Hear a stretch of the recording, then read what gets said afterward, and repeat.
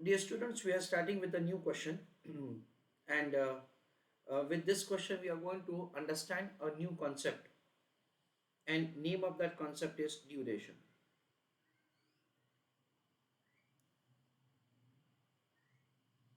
Now, what do we understand with the term duration, and how it is calculated, and what is its application?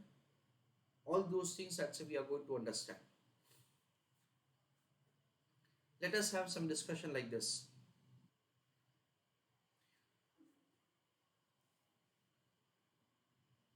Suppose एक security है in form of debenture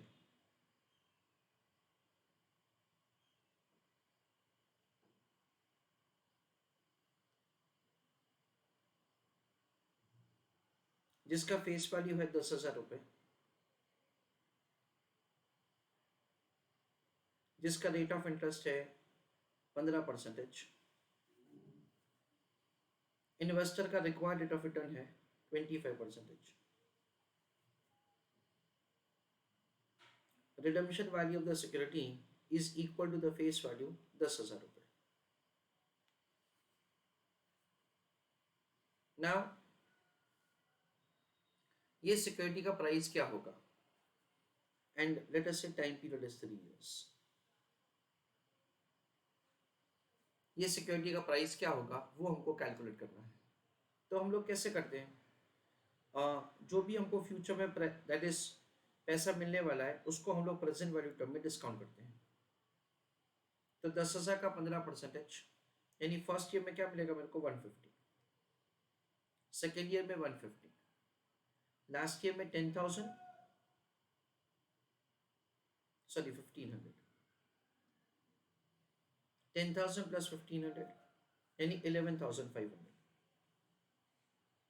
इतना cash inflow मुझे मिलेगा, उसको हम लोग discount करते हैं 25%, और फिर उसका हम लोग प्रेजेंट वैल्यू फाइंड करते हैं.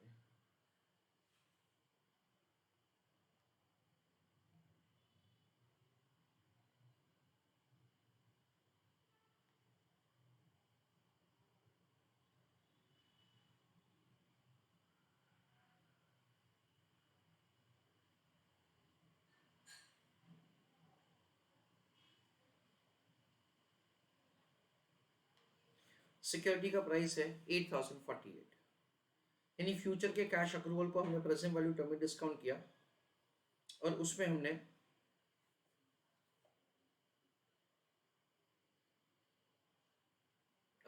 That is the price that say we are ready to pay. ऐसा हम लोग सिंपल ये कैलकुलेशन करते हैं. Now friends, we know that अगर मार्केट में ये रिक्वायर्ड रेट ऑफ रिटर्न बढ़ेगा तो उसकी वजह से क्या होगा, अगर रिक्वायर्ड रेट ऑफ रिटर्न बढ़ेगा then in that case the price of the security is going to fall down, and if at all the required rate of return is say will fall down, then in that case the price of the security is going to go up.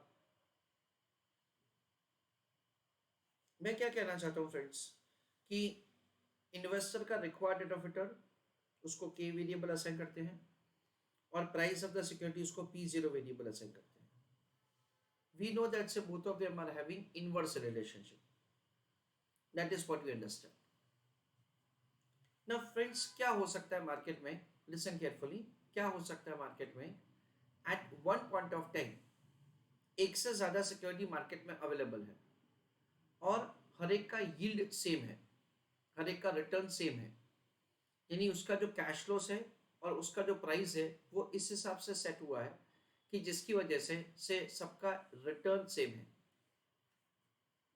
Now if at all we are expecting the capitalization rate to go up in the market, यानी कि investor का required rate of return market में ऊपर जाने वाला है, investment का opportunity market में से ज्यादा यील्ड देने वाला है, तो उसकी वजह से क्या होगा, सारी सिक्योरिटीज का प्राइस नीचे जाने वाला है. सपोज सिक्योरिटी ए है, सिक्योरिटी बी है, उसका प्राइस है फॉर एग्जांपल अभी 5,000, और इसका भी मैं रखता हूं अभी 5,000 कंपैरिजन के लिए. यील्ड सेम है, that is important. Price same नहीं भी हो सकता है। क्यों? क्योंकि प्राइस में क्यों वेरिएशन आ सकता है? क्योंकि उसका जो कैश अक्रूवल है ना, वो कैश अक्रूवल अलग अलग हो सकता है। इसकी वजह से प्राइस अलग अलग हो सकता है, पर यील्ड सेम होना जरूरी है। ना हमको ऐसा लग रहा है मार्केट में कि return to the investor is likely to go up, तो उसकी वजह से क्या होगा, सारी सिक्योरिटीज का प्राइस नीचे जाएगा। As an investor you would like to have less reduction or you would like to have more reduction? Please answer in the chat box. The answer is that, say, as an investor you would like to have less reduction so far possible.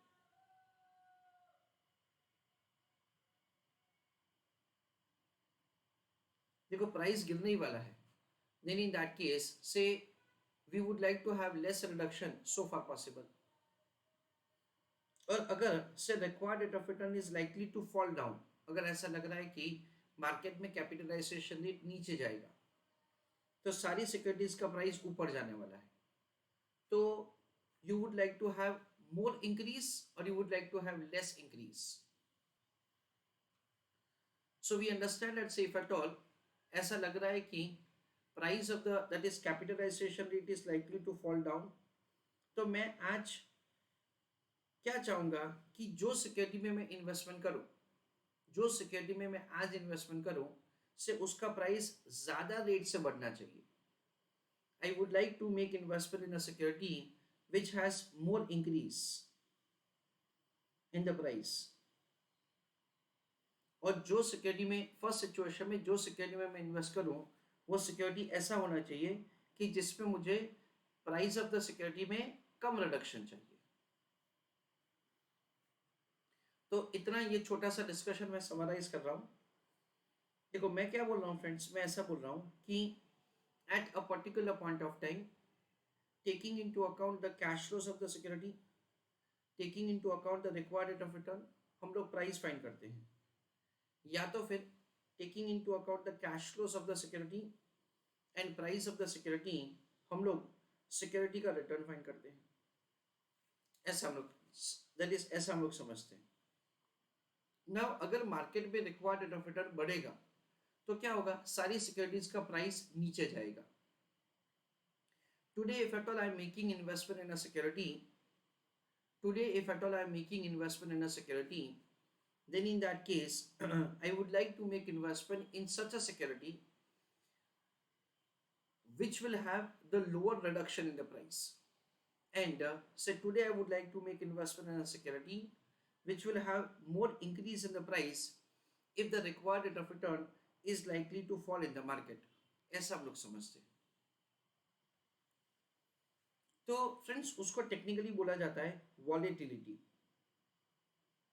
उसको कैसे calculate किया जाता है वो मैं आपको समझाता हूँ थोड़ी देर में। उसको वॉलेटिलिटी बोला जाता है।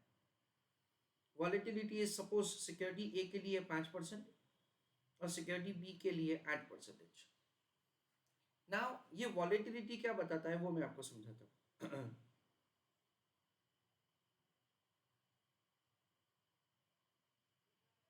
Volatility means percentage change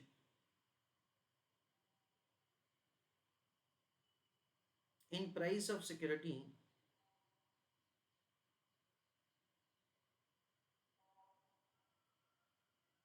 for every 1% change in capitalization rate। यानी से रिक्वायर्ड रेट ऑफ रिटर्न में 1% का चेंज आएगा, then the price of the security A will change at the rate of 5%। और रिक्वायर्ड रेट ऑफ रिटर्न में 1% का change आएगा, then the price of the security B will change at the rate of 8%। ये volatility बताता है। उसको कैसे calculate किया जाएगा वो भी मैं थोड़ी देर में आपको समझाता हूँ। तो what does volatility mean friends? Volatility का मतलब ये होता है दैट से with the what is the percentage change in the price of the security for every 1% change in the required rate of return। यानी इन्वेस्टर के रिक्वायर्ड रेट ऑफ रिटर्न में 1% का चेंज होगा तो प्राइस ऑफ द सिक्योरिटी में कितना change होगा, कितने परसेंटेज में चेंज होगा, वो वॉलेटिलिटी बताता है। चलो अभी मेरा क्वेश्चन है सबसे, listen to my question carefully. Suppose capitalization rate increases by 1.5%, comma, calculate revised price of security A comma B. देखो मैं क्या पूछ रहा हूं अभी कि हमने एक पर्टिकुलर पॉइंट ऑफ टाइम पे ये दो सिक्योरिटी का प्राइस कैलकुलेट किया और ये दो सिक्योरिटी का हमने वॉलेटिलिटी कैलकुलेट किया। ए का वॉलेटिलिटी आया 5%, बी का आया 8%। कैसे किया जाता है वो हम लोग थोड़ी देर में समझते हैं। उसके बाद सपोज की required rate of return of the investor, यानी कि required rate of return in the market increases by 1.5%। तो I want you to write in the chat box कि दोनों सिक्योरिटी का रिवाइज्ड प्राइस क्या होगा। Write answer in the chat box. चलो let us have understanding how to calculate the answer. देखो question में क्या दे रखा है, करंट प्राइस है 5,000, ठीक है ना, इंटू 5%, यानी क्या होगा, the price of the security will change bye 250 rupees for every 1% change in the price. 5,000 into 8%, price of the security will change by rupees 400 when there is a change in the required rate of return। But यहाँ पे change कितना है, 1.5% है। So we understand it's 250 into 1.5 क्या होगा, 375 का change होगा। 400 into 1.5 कितने का चेंज होगा, 600 का चेंज होगा। क्यों 600 और 375? Because the change is 1.5% instead of 1%। Now friends we understand that say with the increase in the cost of capital the price of the security will fall down. Why? Because so the cost of capital and price of the security have inverse relationship. मैंने यहाँ पे क्या दे रखा है, मैंने यहाँ पे ऐसा दे रखा है that the required rate of return increases, ऐसा मैंने दे रखा है। इंक्रीज है ना फ्रेंड्स, इसलिए क्या करना पड़ेगा, से ये 375 को हमको रिड्यूस करना पड़ेगा। सो रिड्यूस क्यों करना पड़ेगा, because with the increase in the required rate of return price of the security will fall down, ऐसा हम लोग समझते हैं। सो देखो करंट प्राइस कितना है 5,000, माइनस क्या करेंगे 375, तो नया प्राइस क्या होगा 4625। अगेन 5,000 माइनस क्या करेंगे 600, तो नया प्राइस क्या होगा 4,400। So with that so the price of the security will reduce to 4625 and 4400 respectively. तो फ्रेंड्स ये वॉलेटिलिटी कैसे कैलकुलेट किया जाता है वो भी हम लोग थोड़ी देर में समझते हैं। But basically we understand that's the volatility अगर हम लोग एक बार कैलकुलेट करेंगे ना, वॉलेटिलिटी एक बार हम लोग कैलकुलेट करेंगे ना, तो उससे हमारा डिसीजन मेकिंग क्या हो सकता है हमारा डिसीजन मेकिंग इंप्रूव हो सकता है। देखो मैं आपको समझाता हूं कि ईयर 0 1 2 3 4, चलो 4 साल में लेता हूं।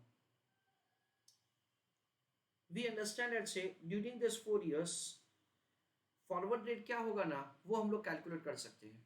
फॉरवर्ड रेट के लिए क्या होता है, एक्सपेक्टेशन थियरम होता है। फॉरवर्ड रेट से हमको क्या पता चल सकता है, फॉरवर्ड रेट से हमको ऐसा पता चल सकता है that, so that is a concept yet to learn.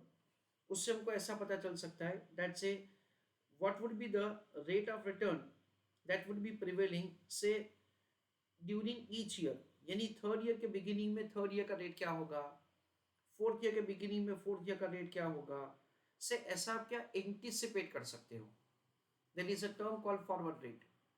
तो बेसिकली क्या होगा, वी अंडरस्टैंड दैट से अगर दो सिक्योरिटीज का, लिसन केयरफुली, दो सिक्योरिटीज का at one point of time yield same है, रिटर्न सेम है, However, we are expecting that so this yield is going to change in the market.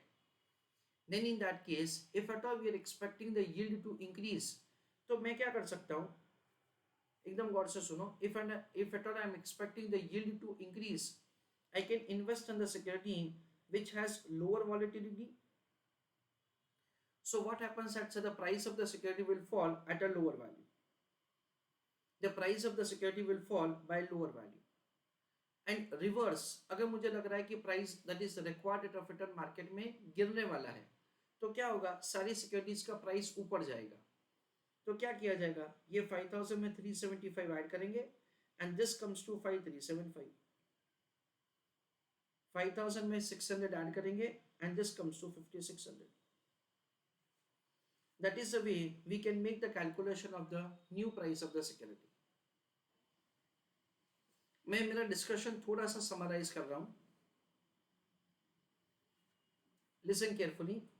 In a normal situation क्या होता है, late us से security ए है, security B है, दोनों security का हमने रिटर्न कैलकुलेट किया. Let us say it comes to 15% and it comes to 15%. देखो उसका कैश लॉस क्या है वो मैं डिस्कस नहीं कर रहा हूं, उसका प्राइस क्या है वो मैं डिस्कस नहीं कर रहा हूं, यील्ड क्या है उसी के ऊपर मैं फोकस कर रहा हूं. क्योंकि यील्ड सेम है तो उसका मतलब क्या हुआ कि कैश अक्रूवल ऊपर नीचे होगा या तो प्राइस डिस्काउंट प्रीमियम कुछ भी होगा, वो हमेशा यील्ड के कैलकुलेशन में एडजस्ट हो जाता है.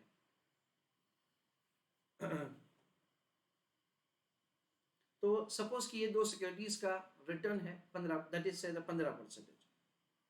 ना अगर हम लोग इन्वेस्टर को पूछेंगे कि भी आपको कौन से सिक्योरिटी में इन्वेस्टमेंट करना है, तो अपरेंटली क्या होगा, say investor is indifferent whether to invest in A और टू इन्वेस्ट इन बी. क्यों, क्योंकि दोनों का रिटर्न सेम है. बट अभी हम लोग एक नया पॉइंट यहाँ पे ऐड कर रहे हैं, वॉलेटिलिटी. ए का वॉलेटिलिटी है 5%, बी का वॉलेटिलिटी है 8%. और फिर इन्वेस्टर को पूछेंगे भाई आप कौन सा सिक्योरिटी में इन्वेस्ट करना चाहोगे, तो इन्वेस्टर हमको ये पूछेगा कि क्या लग रहा है कि मार्केट में रेट ऑफ इंटरेस्ट बढ़ेगा या रेट ऑफ इंटरेस्ट कम होगा. वो हम लोग फॉरवर्ड रेट का एक कॉन्सेप्ट होता है उसके ऊपर से जज कर सकते हैं, कैसे वो हम लोग बाद में समझेंगे. तो हम लोग ऐसा एंटिसिपेट करेंगे कि रेट ऑफ इंटरेस्ट बढ़ने वाला है या कम होने वाला है. अगर रेट ऑफ इंटरेस्ट बढ़ने वाला है then in that case we should invest in security A. क्यों, क्योंकि उसमें प्राइस ऑफ द सिक्योरिटी कम गिरेगा. And if at all we are expecting the rate of interest to fall down in the market, then in that case we should invest in B. Why? Because in that case, so the price of the security will increase at a higher rate. So when you're expecting the rate to go down, you'll make investment in security B. Now, volatility का definition भी मैंने आपको बता दिया. उसका definition है percentage change in the price of the security for every 1% change in the required rate of return. Okay, now proceeding further, everybody is requested to pay attention. Now volatility का calculation कैसे होता है वो मैं आपको समझाता हूं. It is negative duration divided by 1 plus K. ऐसा फॉर्मूला क्या है वो भी हम लोग ऑफकोर्स समझेंगे. और ड्यूरेशन क्या है, duration is basically a weighted average time period for which the investment is made.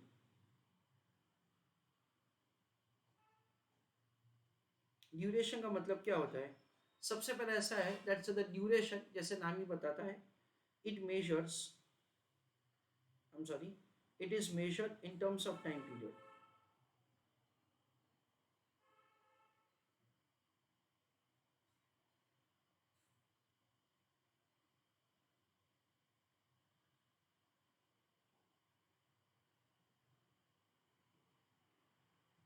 That is the first thing. It measures time period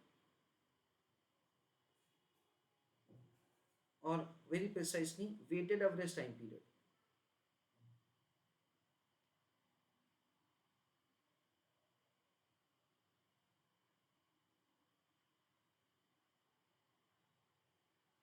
Weighted average time period for which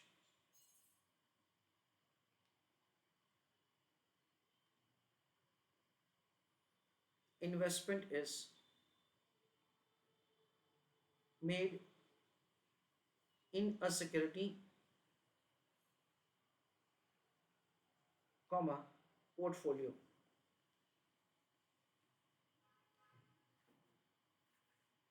ऐसा हम लोग समझते हैं। इसका कैलकुलेशन कैसे होता है वो समझते हैं हम लोग, और फिर ये वॉलेटिलिटी का कैलकुलेशन कैसे होता है वो भी हम लोग समझते हैं। This is what we are going to have understand. Duration is having say one more utility. वो कौन सा यूटिलिटी है, so that we are going to discuss say in the time to come.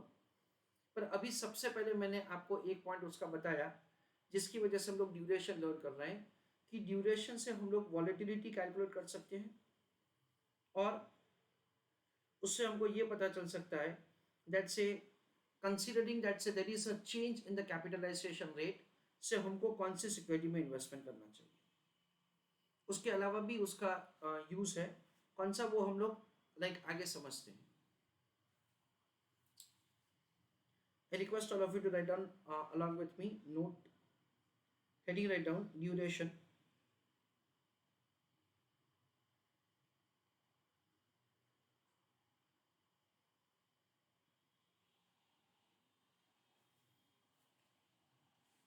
First point लिखो,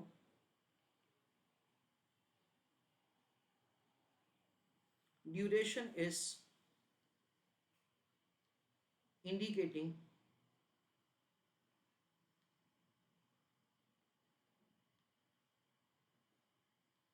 weighted average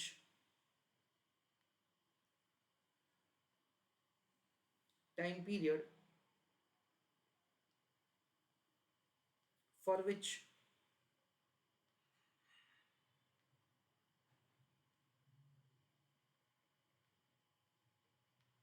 investment is made in the security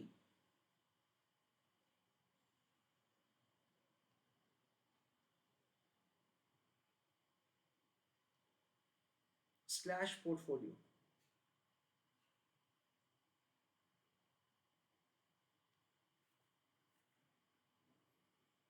Second point, duration is calculated in terms of time period.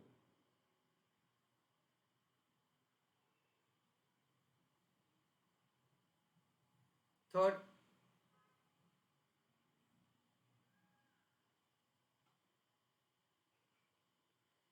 using duration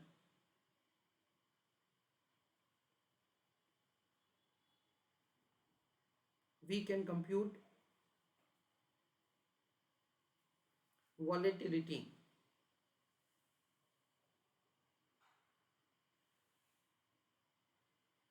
Full stop. It means percentage change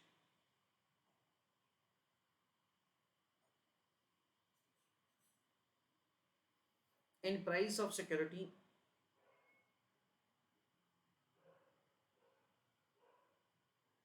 for every 1% change in cost of capital. Full stop.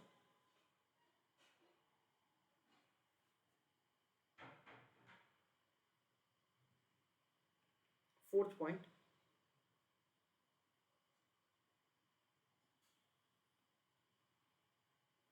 suppose volatility is 5%, comma, it means for every 1% change in cost of capital,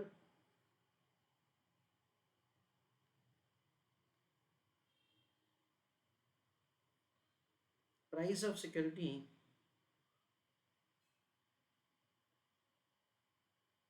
will change at the rate of 5%.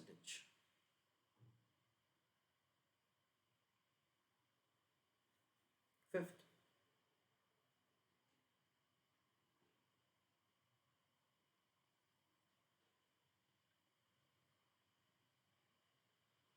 if there is an expectation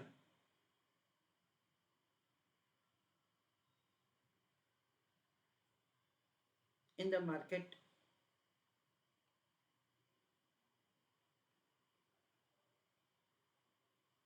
that cost of capital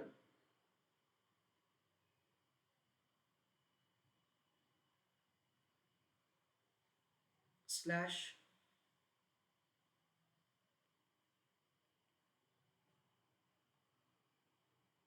capitalization rate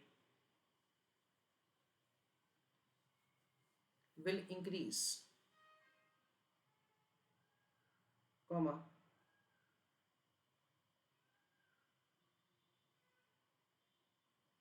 investment should be made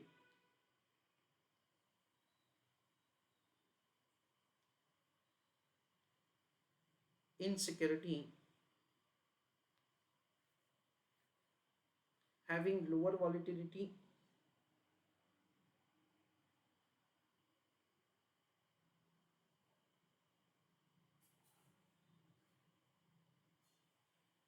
and vice versa.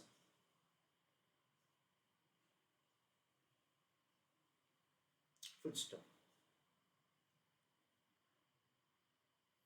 Let us see the next question.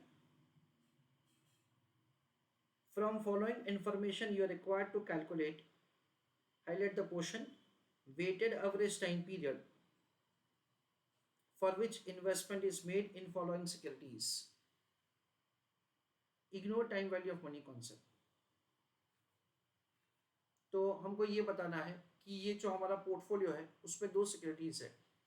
What is the weighted average time period for which the investment is made in both of them?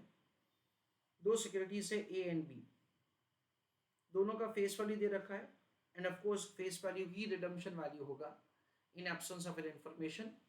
और zero coupon bond में कोई भी internal cash accrual नहीं होता है.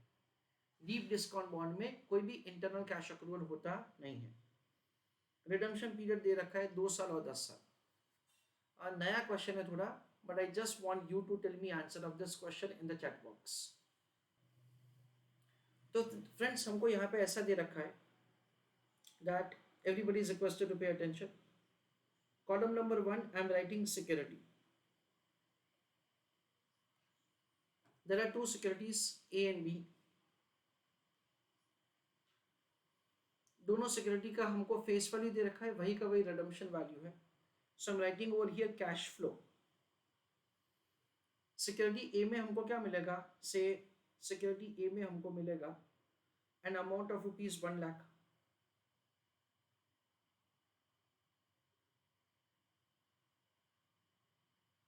और security B में क्या मिलेगा हमको 9 लाख.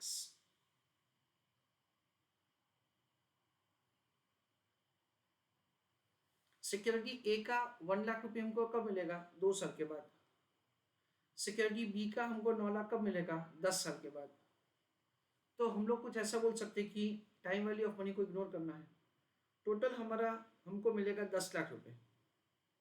तो मैं यहाँ पे क्या कर रहा हूँ फ्रेंड्स, मैं यहाँ पे वेट कैलकुलेट कर रहा हूँ. 1 लाख आउट ऑफ 10 लाख यानी कितना होगा, 0.10.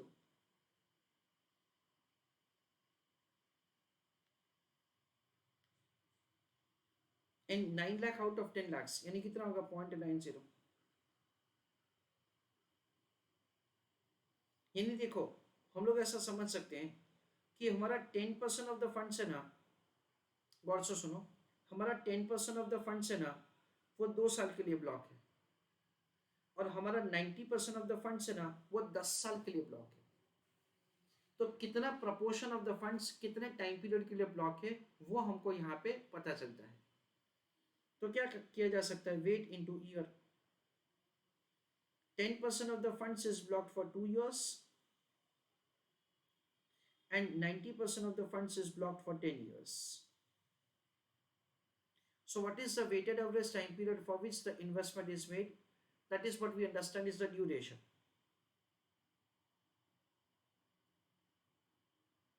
लॉजिक क्या है फ्रेंड्स, यहाँ पे लॉजिक बहुत सिंपल है कि मेरा कितना प्रोपोर्शन ऑफ द फंड्स कितने साल के लिए ब्लॉक है, उसका हम लोग वेटेड एवरेज करते हैं. So I request all of you to write down answer. Calculation of weighted average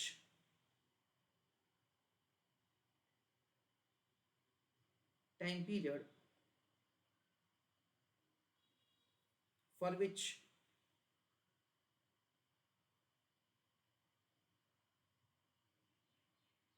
investment is made in portfolio. एक से ज्यादा सिक्योरिटी में इन्वेस्टमेंट किया इसलिए इसको पोर्टफोलियो बोला जाता है. I request you to write down answer. So giving a small explanation of this duration or weighted average time period, हम लोग कुछ ऐसा समझ सकते हैं कि सपोज मैंने सिर्फ ए सिक्योरिटी में इन्वेस्टमेंट किया होता, सिर्फ ए सिक्योरिटी में, तो मेरा पैसा 2 साल के लिए ब्लॉक होता, जितना भी पैसा है. अगर मैंने सिर्फ बी फॉर बॉम्बे सिक्योरिटी में इन्वेस्टमेंट किया है तो क्या होगा, सिर्फ मेरा पैसा 10 साल के लिए ब्लॉक है.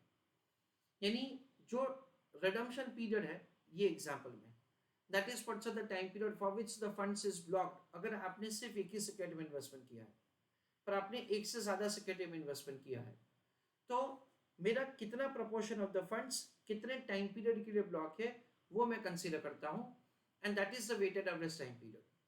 यानी कि मेरा 10% ऑफ द फंड्स 2 साल के लिए ब्लॉक है और मेरा 90% ऑफ द फंड्स 10 साल के लिए ब्लॉक है.